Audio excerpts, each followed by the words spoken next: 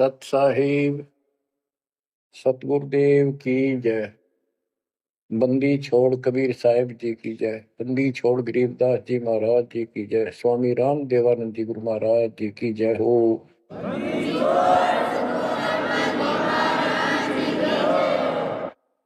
सर्व संतों की जय, सर्व भक्तों की जय, धर्मी पुरुषों की जय। श्री काशी धाम की जय, श्री सुडानी धाम की जय, श्री क्रोथा धाम की जय, श्री बरवाड़ा धाम की जय। सत साहिब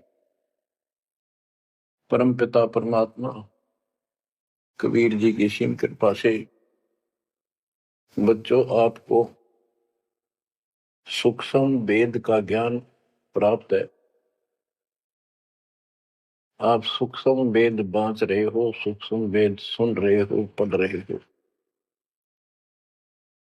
ऋग यजु है श्याम अथर्व, चारों वेद चतुर्भंगी रे। सूक्ष्म वेद बांच साहेब का, सोहंसा सतसंगी रे।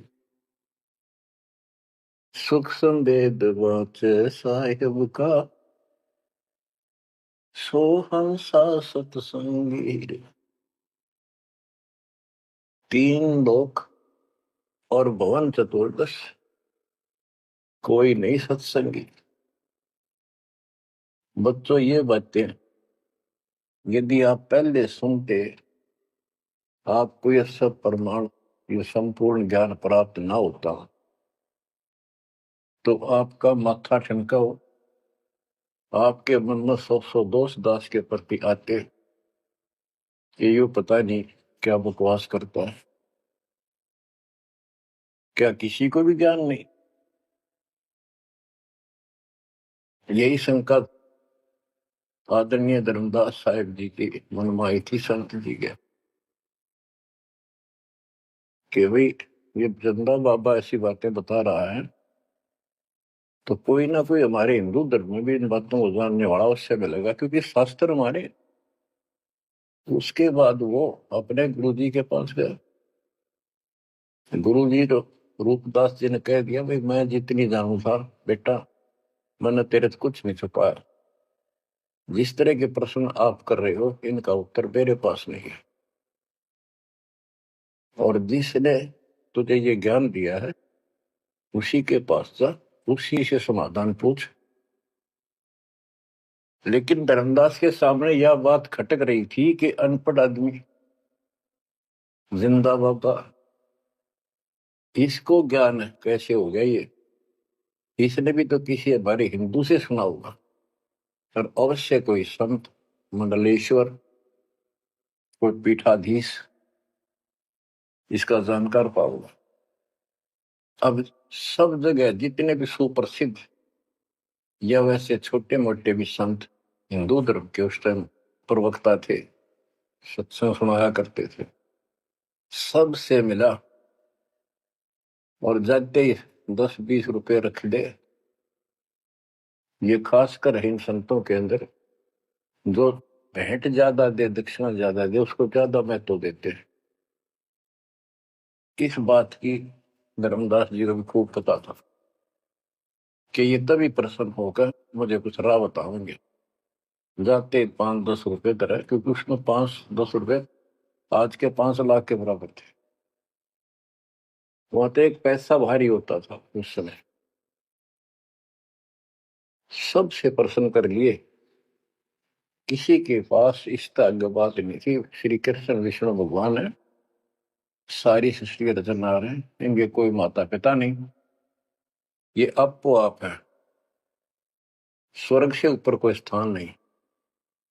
आखिर में हार के, थक के और कति बुरी तरह रोए कि अब के बने। परमात्मा फिर भी उसको, जब वो धक्के खा के आ रहा था, एक अन्य हिंदू साधु के रूप में एक पेड़ के नीचे बैठ गया, नदी के किनारे। 5-7 भगत और बैठे थे उसके पास। जिज्ञासु वैसे ही बाबा भी चलता करता था। धर्मदास जी के रास्ता उसके साथ से था, उसने सोचा चल लग गया, आगे चल ऋषि मंडलेश्वरों के पास घूमया और साधु का रूप दाता ने बना रखा था। फिर मालिक की प्रेरणा अपने बच्चे को लेना था सर। उसी समय प्रेरणा हुई कि काफी देर से चल रहा हूँ, विश्राम भी करना है, यही कर लेता हूँ और इसकी तलाशी भी ले लेता हूँ। वहां बैठ गया जाकर और बैठे थे, इतना तो बोलना को नहीं। वो दूसरे उठ कर चले गए। जब एकला रह गया, परमात्मा बोले, धर्मदास खोज लिया तो ज्ञान, मुझे बता दे कि मिला होता कितना। आंखें फटी की फटी रह गई। मालिक उसी समय उसी रूप में आ गए। बच्चों, इस नरक से निकालने के लिए उस मालिक ने अपने एक बच्चे के लिए कितना कुछ करना पड़ा, कितने खाड़े कर दिए। वहां से शुरुआत करनी थी अपने कलयुग की भक्ति की। और वो अच्छी आत्मा थे, भगवान के बच्चे थे, पूर्व जन्म के संस्कारी मालिक के थे। जैसे सम्मन था, सम्मन ने कितनी कुर्बानी दी थी, बेटा काट दिया मालिक के नाम पर। अब उसके लिए खाड़े करे थे परमात्मा ने, कहाँ कहाँ कैसे बंदी बने, कोड़े खाए, उसकी शेल बिस्तर बिछाए। किसी जन्म का ये धर्मदास जी भी ऐसे ही कुर्बान आत्मा था, लेकिन ये ठीक से टिके नहीं क्योंकि ज्ञान संपूर्ण नहीं था। इसलिए मालिक उसके लिए फिर वहां बैठ के जाकर धर्मदास जी परमात्मा के चरणों में गिर के अपनी ढीठता, अपने अविश्वास, अज्ञानता का बहुत पश्चाताप किया। हे मालिक, आप सत्य, आपका ज्ञान सत्य, आपका समाधान सत्य। परमात्मा बोले, ये प्रेरणा मैंने की थी तेरे अंदर। काल का बेटा बहुत लंबा जुगाड़ है, बहुत लंबा षड्यंत्र। पाया किसी के पास ये ज्ञान। हे महाराज, ज्ञान के वो तो गंध भरा, काम करो सारा सड़ रहे हैं। तो बच्चों, अब आपको दास बताना चाहता है परमात्मा की महिमा और सूक्ष्म भेद वाला ज्ञान संत गरीबदास जी को प्राप्त हुआ परमेश्वर से। उनके सतगुरु और भगवान स्वयं कबीर साहब थे, जिनका गुरु भगवान और ज्ञान एक नंबर का। तो उस पर हमने विश्वास करना चाहिए, लेकिन विश्वास करने के लिए कुछ आधार होता है। हिंदू धर्म के लिए गीता और वेद, 18 पुराण, ये आधार है कि ये अध्यात्म के मूल ग्रंथ है। उन मूल ग्रंथों से आपको परमात्मा की वाणी सिद्ध कर दी। ऋग यजु है साम अथर्व, चारों वेद चित भंगी रे, सूक्ष्म वेद वाचे साहेब का, सोहन सा सतसंगी रे। 3 लोक और भवन चतुर्दश, कोई नहीं सत्संगी। क्यों? क्योंकि उनके पास ये तत्व ज्ञान नहीं। बच्चों, यजुर्वेद अध्याय 40 मंत्र 10 में यही कहा है, कोई तो भगवान को साकार कहता है, रामकृष्ण रूप में, अवतार रूप में आने वाला। अन्य कहते हैं वो कभी साकार होता ही नहीं, वो तो निराकार है।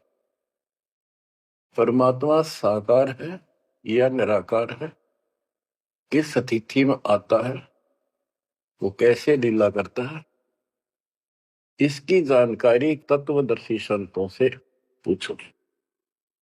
गीता अध्याय 4 श्लोक 34 में और 32 में स्पष्ट भी कर दिया कि जो तत्व ज्ञान होता है वो परमात्मा अपने मुख कमल से आकर बोलता है। ऋग्वेद मंडल नंबर 9 सूक्त 94 और मंत्र नंबर 2 में कहा कि वो परमात्मा कवियों की तरह आचरण करता हुआ घूमता फिरता है। ऋग्वेद मंडल नंबर 9 सूक्त नंबर 95 के मंत्र नंबर 1 में परमात्मा भक्ति की प्रेरणा अपने मुख कमल से वाणी बोल के करता है और भक्ति के मूल मंत्रों का गूढ़ रहस्यों का ज्ञान वही बताता है। गीता अध्याय 4:34 में कहा कि उस तत्व ज्ञान को जो स्वयं मालिक बोलता है कवियों की तरह काव्यान चौपाइयों में श्लोकों में और शब्दों के माध्यम से वो तत्व ज्ञान है, उसको किसी तत्वदर्शी संत से पूछो। बच्चों, न वेदों में तत्व ज्ञान, गीता वेदों का सारांश है, उसी का छोटा रूप है। तो इनमें ज्ञान नहीं है, वो तत्वदर्शी संत से पूछो। वो तत्वदर्शी संत की पहचान श्रीमद् भगवत गीता अध्याय नंबर 15 श्लोक 1 में बताया है कि ऊपर को मूल, ये तो मूल मालिक सारी सृष्टि का रचने वाला समझो, संसार रूपी वृक्ष है जिसकी ऊपर को जड़ है और नीचे को 3 गुण रूपी शाखा है। इसके सभी विभागों को जो बता देगा स वेदविद, वो वेद के तात्पर्य को ठीक से जानने वाला है, यानी वो तत्वदर्शी संत है। धर्मदास जी और गरीबदास जी के सतगुरु ने बताया, कबीर अक्सर पुरुष एक पेड़ जो जमीन से बाहर दिखाई देता उसको पेड़ बोलते, पेड़ा तना। गरीब अक्सर पुरुष एक पेड़ है, निरंजन वा की डार और तीनों देवा शाखा है, ये पातुल संसार। फिर स्पष्ट कर दिया कि फिर एक कैसा दे सब सदर, सब साध्य सबता माली सींचे मूल को फल फुल अगा। सभी parts of the tree, works के सभी विभाग बता दिए कि तना अक्षर पुरुष है, डार ये क्षर पुरुष है, क्षर पुरुष, और तीनों देव आरद गुण ब्रह्मा सत्पुरुष विष्णु गुण शिव जी रूपी शाखाएं और पात रूप संसार। तो बच्चों, फिर साथ में ये समाधान भी कर दिया कि एक का साध्य सब सदन, यानी मूल को पूजो, उसको इष्ट रूप में मानो, उसके बाद अपने अनुष्ठान करो, साधना करो। जो आपको प्रथम मंत्र दिया जाता है इसमें प्रथम और लास्ट वाले मंत्र को छोड़कर सारे इन्हीं शाखाओं वाले मंत्र है। और गीता अध्याय 3 श्लोक 10 से लेकर 15 तक ये स्पष्ट किया है कि शास्त्र अनुकूल धार्मिक अनुष्ठान यज्ञ करने से वो सही भक्ति मानी जाती है। इन यज्ञों के द्वारा इन देवताओं को बढ़ाओ, ये यज्ञ से बढ़े हुए देवता तुम्हें बिना मांगे ही सब कुछ देते रहेंगे। और उस परम अक्षर पूर्ण परमात्मा को इष्ट रूप में प्रतिष्ठित करके फिर सारे धार्मिक अनुष्ठान करो।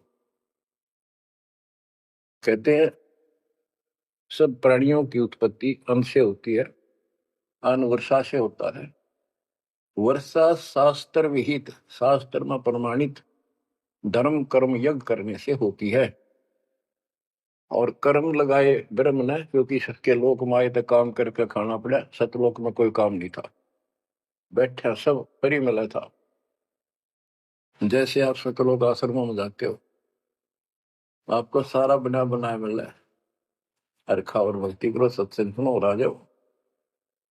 फिर बताया है कि सब प्राणियों की उत्पत्ति अन्न से होती है, अन्न वर्षा से होता है। वर्षा शास्त्र विहित, शास्त्रों के अनुसार किए गए अनुष्ठानों से होती है, यज्ञ से होती है। और यज्ञ शास्त्र अनुकूल कर्मों से होती है। कर्म लगाए ब्रह्म ने, ब्रह्म की उत्पत्ति हुई अक्षर पुरुष से। और अक्षर पुरुष यानी अक्षर का अर्थ यहाँ पर अविनाशी है। और जहां पर प्रकरण होता है एक से अधिक, अक्षर का अर्थ ही अविनाशी होता है। लेकिन सरपुरुष अक्षर पुरुष, सरपुरुष ब्रह्म है, ये काल है 21 ब्रह्मांड का स्वरूप, अक्षर पुरुष 7वें ब्रह्मांड का स्वरूप। और फिर परम अक्षर ब्रह्म क्यों कहा, परम अक्षर पुरुष कि वो सब का मालिक वो है।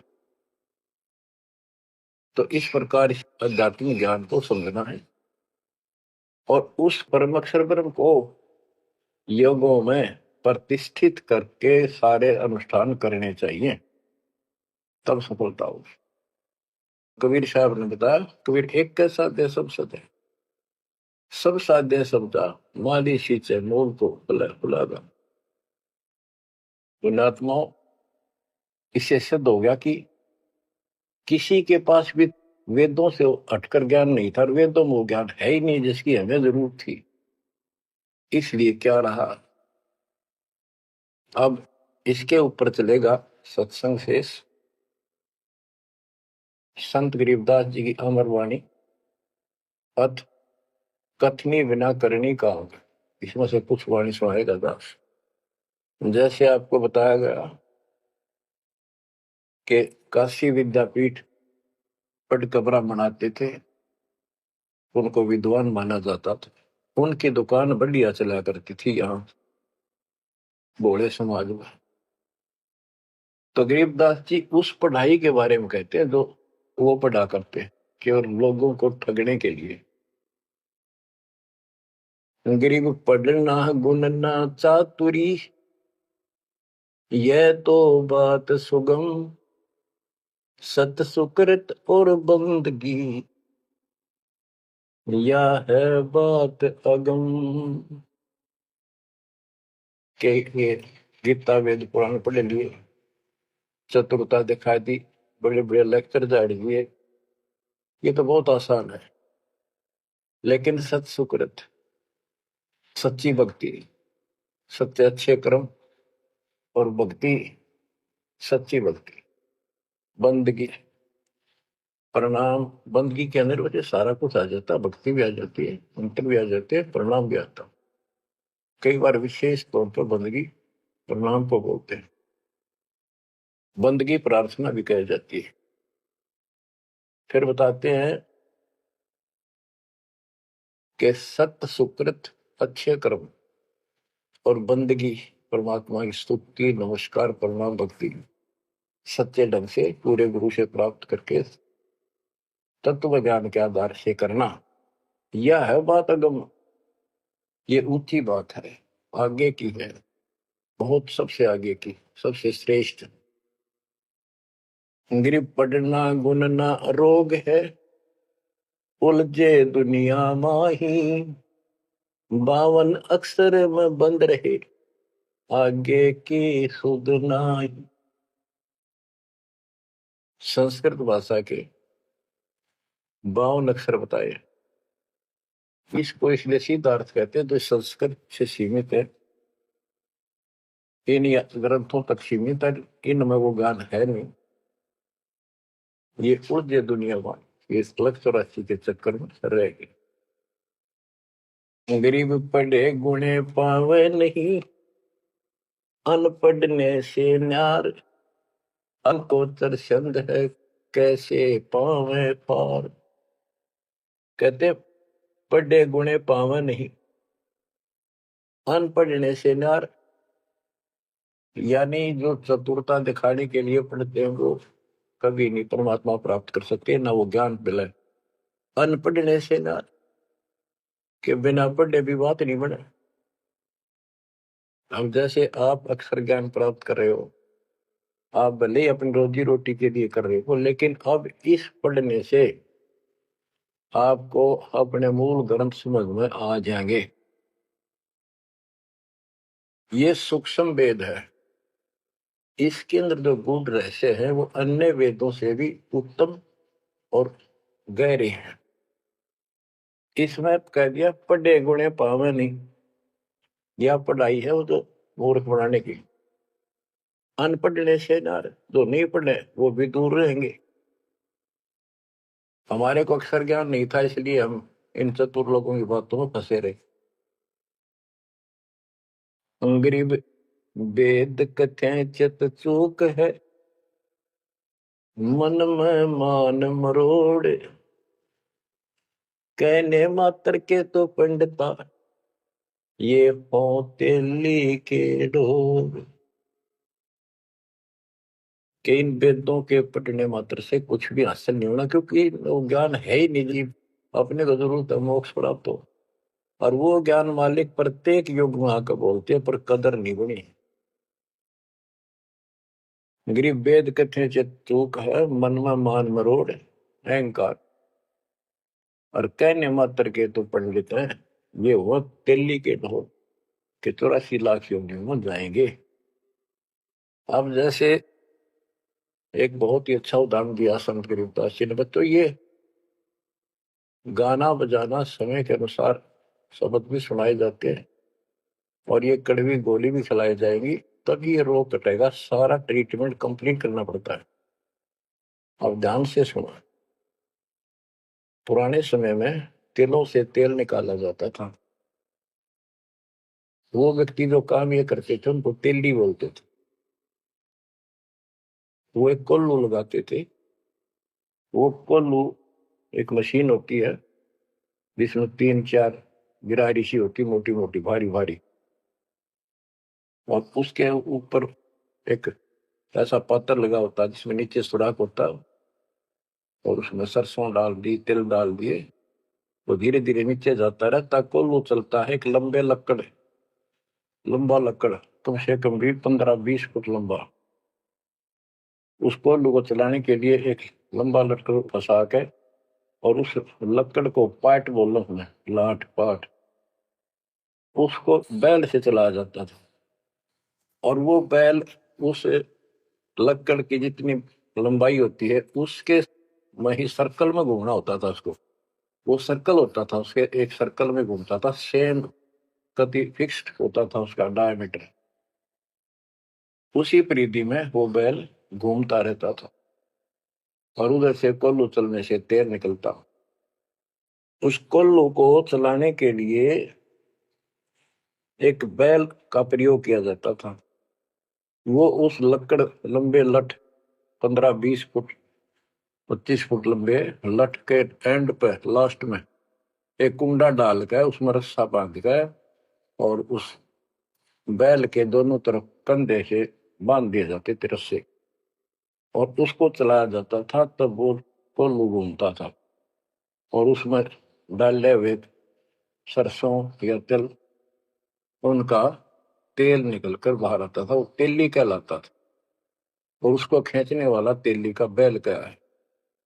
उस बैल के आंखों पर पट्टी बांध दिया करते थे, और एक आदमी उसके पीछे होकर 2-3 बार उसका लठ मारता जोर के, और वो बहुत तेज चलता। तो फिर उसको ये भय हो जाता कि लठ तेरे पीछे पीछे है। वो अपने आप स्पीड में रहता था, और इस तरह वो कोल्हू सारा दिन चलता था। बीच में थोड़ी बहुत देर पानी पिला दिया, चारा खिला दिया, फिर जोड़ दिया जाता। तो उसका केवल सीमित दायरा था, उससे 12 कदम भी नहीं जा सकता था वो। अब इसके ऊपर ये कुछ वाणियां आपको समझाने के लिए बताना पड़ा। इतना गजब का ज्ञान दिया इसने, 100 का 100 सत्य है। गरीब वेद कथे चित चूक है, मन में मान मरोड़, कहने मात्र के तो पिंडता, ये हो तेली के डो। ये अगले जन्म में तेली के बैल बनेंगे। एक तो उदाहरण ये दिया है कि वो साधना ठीक नहीं करते तो शुद्ध नहीं हो जाएगा। फिर पीछे तू पशुआ की जय गद्दा बैल बनाई, ये 56 भोग कहाँ मन भोरे, कहीं कुरड़ी चरने जाई। इस वाणी का तो ये अर्थ है। अब इसके ऊपर आगे देखो। गरीब आंख बंद है दिखे नहीं, चल मारो मार तेली के तो बैल को घर ही कोस हजार। के आंख बांध दी बैल की और डरता चलो मारो मार, वो सपेटते चलता रहता। उस तेली के बैल को उस सर्कल के अंदर ही सारा दिन एक महीने में 50,000 कोस एक महीने में तय कर देता, यानी एक कोस 3 किलोमीटर, यानी 1.5 लाख किलोमीटर वो एक महीने में पूरे कर देता।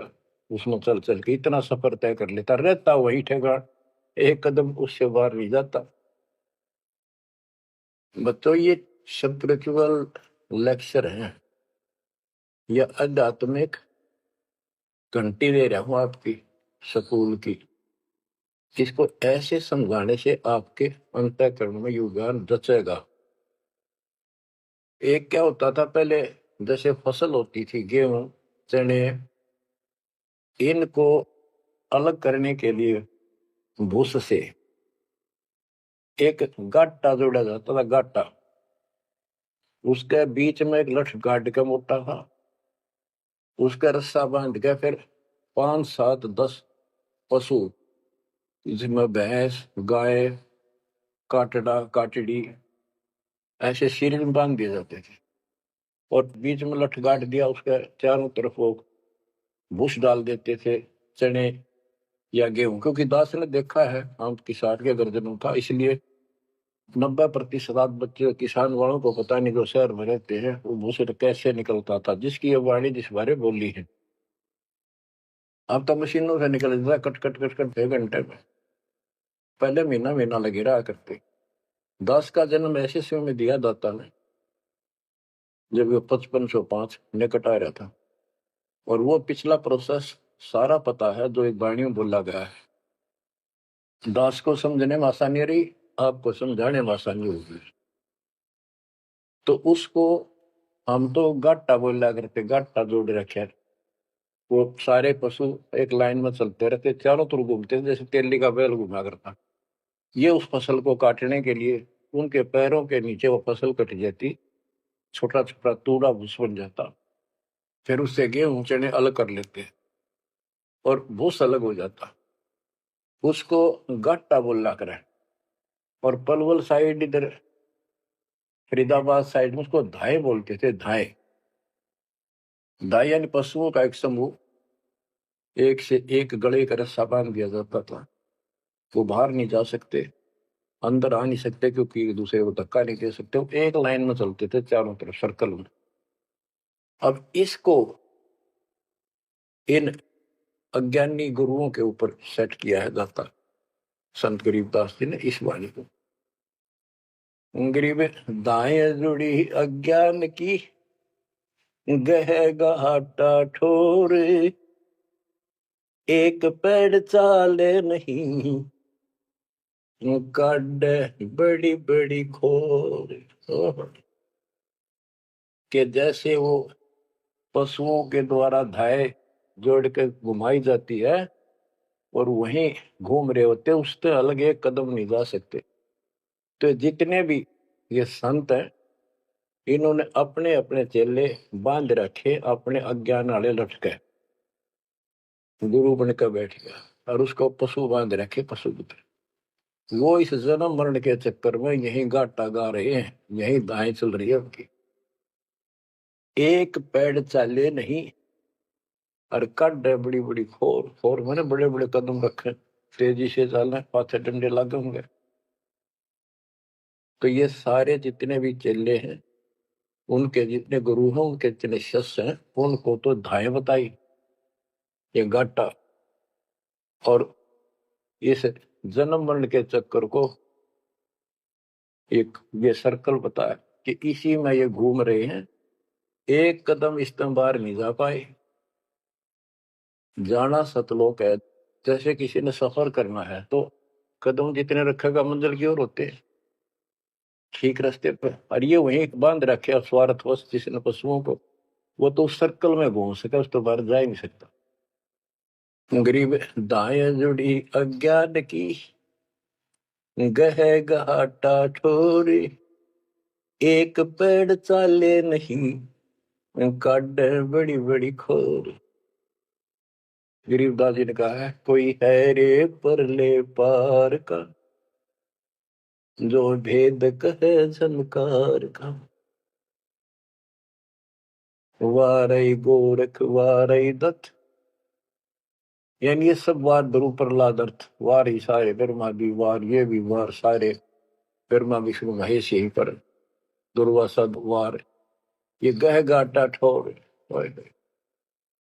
गरीब चार वेद सट शास्त्र पढ़े 18 पुराण सतगुर पूरा मिला नहीं पंडित हो सी सवान। ओह कबीर साहब कहते हैं गुरु बिन काहू न पाया ज्ञाना जो तो था वो छड़े किसाना। गुरु बिन वेद पढ़े जो प्राणी समझे अनुसार रहे ज्ञानी। बच्चों एक तो होती है मान बढ़ाई अहंकार और एक सच्चाई जो होती है वह मान बढ़ाई नहीं कहलाती। जैसे दास कह रहा है और जब आपको भी समझ आ गई है स्पष्ट होगा आपको पता लग गया है कि गुरु बिन वेद पढ़े जो प्राणी समझे ना सार रहे अज्ञात। वेद पढ़े पर वेद न जाने ये वाचे पुराण 18 और पत्थर की पूजा करे। भूल गए सिद्ध सर आदि निकलवा पत्थर पूजवा क्या इन्हें वेद पढ़े क्या इनको गुरु मिला। जय सतगुरु की संगत करते ये सकल कर्म कट जाए। ये कोई झंझट नहीं करना पड़ता। अमरपुरी पर आसन होते सतलोक में जहाँ कोई कष्ट नहीं जहाँ दुख ना चाहे। तो दास ये कहे कि या तो भगवान कबीर साहब मेरे गुरु भगवान और गरीबदास और चौथा दास इनके अतिरिक्त वर्तमान में दास के अतिरिक्त विश्व में किसी के पास ना वेद ज्ञान ना गीता ज्ञान ना कुरान और बाइबल ज्ञान किसी को किसी प्रकार का ठीक ज्ञान नहीं। इसको कोई कहे ये मान बढ़ाई करता है उसकी अपनी समझ है अपनी सोच है लेकिन यह 100% सच्चाई है। जैसे 2000 के नोट पर या 1000 के नोट पर 500 के नोट पर यह लिखा है कि मैं धारक को 500 रुपए देने का वायदा करता हूं। तो क्या उसने मान बढ़ाई कर रखी है कि ये नोट अपनी बढ़ाई करता है छाती पे लिखवा रहा है। वो सच्चाई है वो लिखना भी जरूरी है। तो दास को ये बताना भी आवश्यक है कि दास के अतिरिक्त विश्व में किसी के पास ज्यादा तम ज्ञान नहीं है। ना वेद ज्ञान ठीक है ना गीता ज्ञान ठीक है ना पुराणों को जानते ना कुरान वाले कुरान को ठीक से सुनो नहीं बाइबल वाले बाइबल को ठीक से सुनो।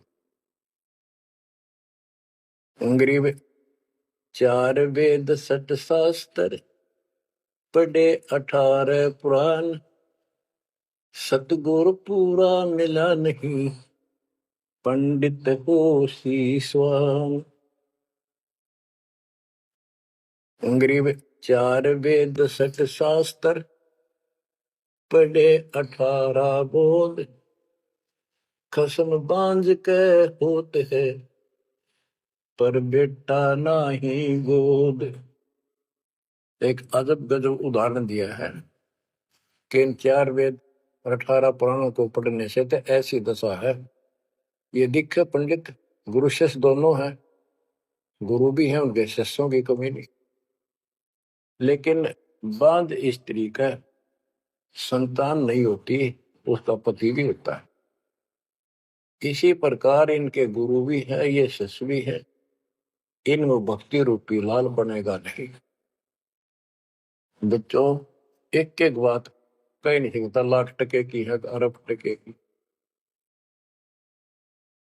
गरीब भावे 100 करोड़ गीता पढ़ो 100 करोड़ भागवत बिना सतनाम व्यर्थ है, बचे काल न मोत। गरीब गर्त अग्नि में डाल कर, पंडित कर है होम। सुर वासना जात है, क्या करत है होम। गरीब सुमरण सेवा बंद की, सब कोई जानत खूब। बिन सतगुर क्यों पाइए, कबीर से महबूब। ओए होए। के ये पंडित लोग हवन करते हैं, इसका क्या लाभ है कि देवताओं तक इसकी वासना जाती है, स्मेल, गुड स्मेल जाती है, और जिसके वश होकर वो हमें यहाँ राहत देते हैं। तो ये तो हमें सिर्फ हमारी इस भक्ति में एक सहयोगी है, एक आइटम है हवन यज्ञ। हमने पांचों करनी पड़ेंगी तब तो ज्यादा लाभ होता है। किसी रोग का ट्रीटमेंट पूरा ही करने से बात नहीं। गरीब सुमन सेवा बंदगी, सब कोई जानत खूब। अब भक्ति भी करनी चाहिए, सुमन भी करना चाहिए। पर कहते बिन सतगुरु क्यों पाइए, सतगुरु के बिना कैसे मिलेगा वो कबीर से महबूब। वो भगवान कबीर से प्रिया, तो फिर ये भगवान हमारे कैसे पाओगे। ये दूसरे संत बनावटी इतने गजब के हो जाएंगे, क्या बात। सिर पर उस्तरा करा लिया, माथे पर 3 तिलक, माला 4-5 डाल ली, लाल भगवा वस्त्र धारण कर लिए, और बैठ जाते हैं कतिया करके। गरीबदास जी कहते हैं, गरीब कोरा कलश कुम्हार का, ऊपर चित्र अनूप। वस्तु नीति समझ है, जैसे जलवन को। ऊपर तो ढूंढा साध का, अंतर रख्या खो।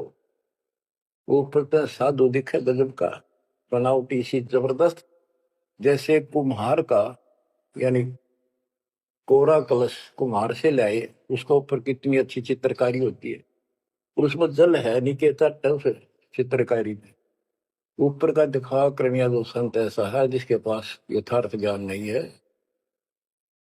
वो तो ऐसा है जैसे कोरा कलश कुम्हार का, ऊपर चित्र अनूप। वस्तु नीतिस्मद है, जिसके लिए लाए तो जल है नहीं मीठा। और जैसे जल बिन कुआं, जैसे कुआं बिना पानी का के काम।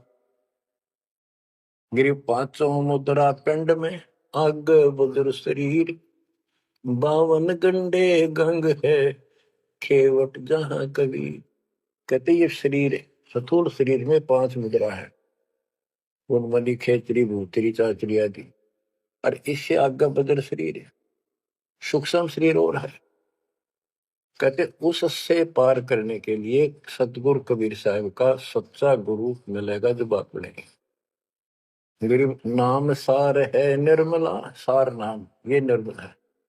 पाक नूर निर्वाण, दास गरीब कबीर को भक्ति दी है दान। बच्चों, ये अमृत वचन है, बहुत गूढ़ और गहरे है। और आपके लिए जैसे गीता उंगलियां पर उठवा दी, वेदों का सार निकाल के आपके समझ रख दिया। छोटे छोटे बच्चे समझ रहे इस बात को, जो तीसरी चौथी कक्षा में पढ़ रहे। और जो इन काशी विद्यापीठ में पढ़ने वालों के आज तक समझ नहीं आई। तो who is Guru, who is सतगुरु, और हु इज गॉड, ये आप अच्छी तरह समझ चुके हो बच्चों। परमात्मा आपको इतना दर्द कर दे, जैसे सम्मन की और सेऊ थे।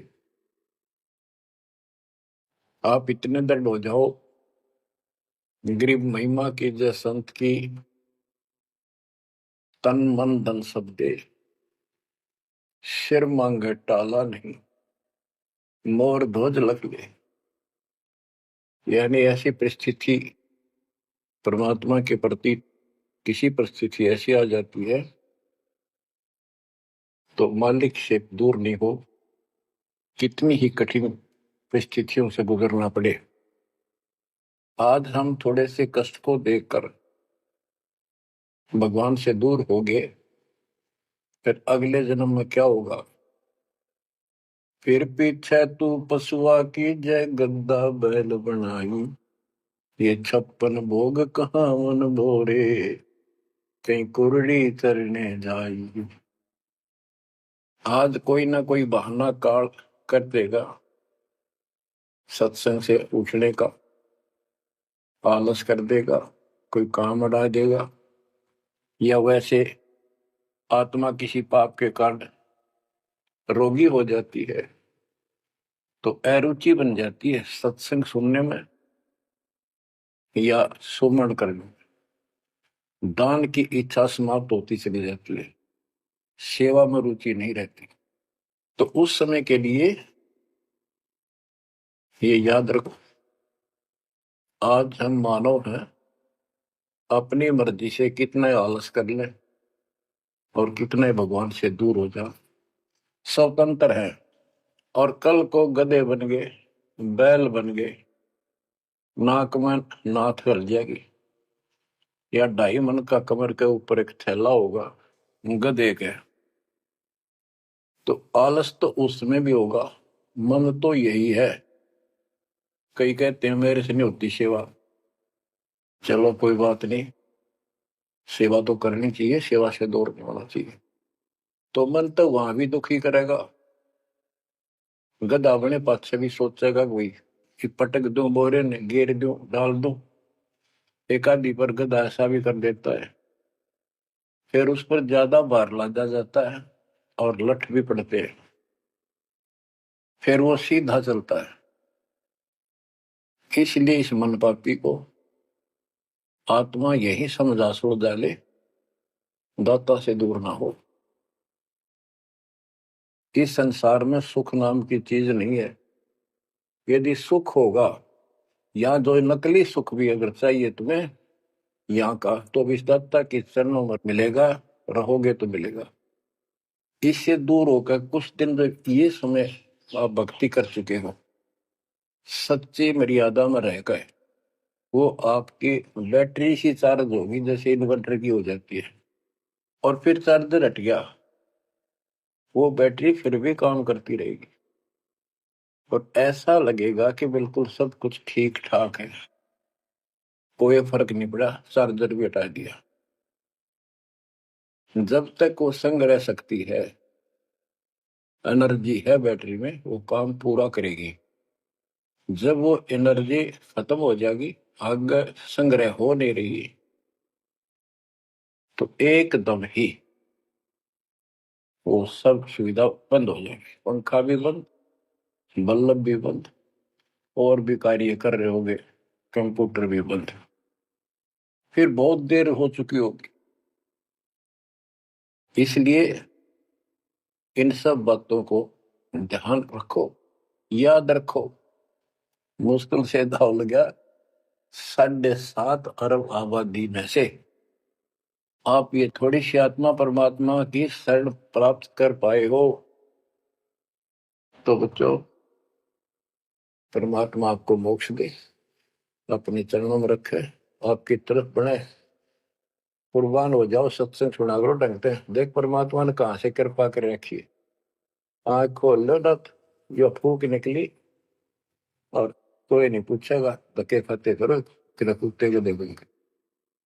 परमात्मा साथ इसलिए होगा कि हमारे और कामों में विशद करेगा, इसलिए मालिक पर ज्यादा ध्यान दो, काम करो, काम न को मना करें, उस काम में बरकत भी अब मिलेगी। दाता आपको मोक्ष दे, सदा सुखी रखे, सत्साई।